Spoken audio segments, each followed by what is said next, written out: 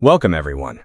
In this session, we will focus on Chapter 7, Developing Dye Recipes and Processes. This chapter offers a step-by-step guide for creating cost-effective, reproducible dye recipes that ensure RFT and buyer approval for new color lab managers. The purpose of recipe development is to create a blueprint for bulk dyeing. A well-developed recipe ensures accurate shade matching, reproducibility, cost efficiency, and compliance with buyer fastness standards. Failures in the lab recipe lead to shade variations, re-dyeing, and shipment delays. A dye recipe includes more than just dyes. It involves all chemicals and process parameters. Key components include the dyes themselves, auxiliary chemicals like salt and wetting agents, pH control, and dyeing process parameters like time and temperature.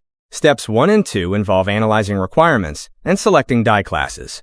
Review the buyer color standard and check fabric composition. Confirm fastness requirements and match the dye to the fiber type. Finally, consider dye compatibility when mixing shades. Step 3 is to prepare the initial recipe. Use dye strength data from the supplier's Certificate of Analysis, or COA. Start with a standard depth, like 1% for a medium shade, and split the color components into main hue, supporting hue, and brightness control. Step 4 is running lab dip trials. Prepare 2 to 3 trials with slight variations, such as a high-strength premium dye trial, a balanced combination, and an economical mix. This helps determine the best blend for quality and cost. Step 5 is to evaluate and adjust the recipe. Use a spectrophotometer to measure delta E and check fastness properties like wash, rub, and light resistance. Adjust dye percentages or add supportive dyes if needed to meet the target shade and standards. Step 6 is finalizing and documenting the recipe. Select the most cost-effective recipe that meets all standards. Record it in the lab database for future reference and approve it for bulk production.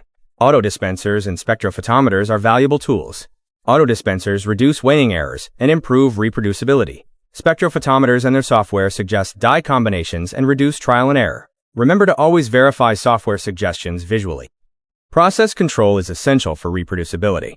Uncontrolled processes can ruin even a perfect recipe. Focus on critical parameters such as pH control, temperature rise rate, salt addition, and maintaining the machine liquor ratio precisely. In this case study for Zara Burgundy, we see 3 trials. Trial A was too dull. Trial B was close. Trial C, a balanced tri-dye combination, achieved the target delta E of under 1.0 and was approved. Documentation and control mean maintaining a dye recipe sheet for every approved recipe.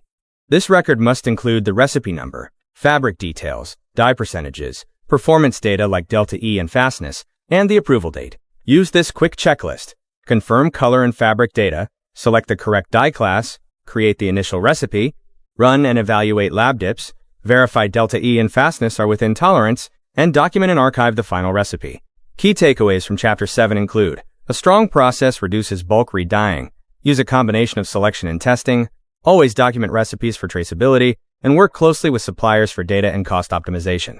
Thank you for watching the video on Chapter 7, Developing Dye Recipes and Processes. Let's now move on to the next chapter.